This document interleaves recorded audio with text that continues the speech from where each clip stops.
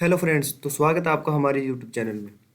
तो आज हम बात करते हैं कि माइक्रोसॉफ्ट वर्ड में हम जो ब्लैंक पेज होता है, कई बार बीच में होता है या फिर जो हमारी फाइल होती है उसके लास्ट में होता है, तो उसको डिलीट कैसे कर सकते हैं। जैसे कि हमारी एक फाइल है और ये जो पेज है इसमें ये 14 नंबर है, और ये देखो ये 15 नंबर पेज है, ये ब्लैंक है, और इसके बाद ये 16 नंबर पेज है।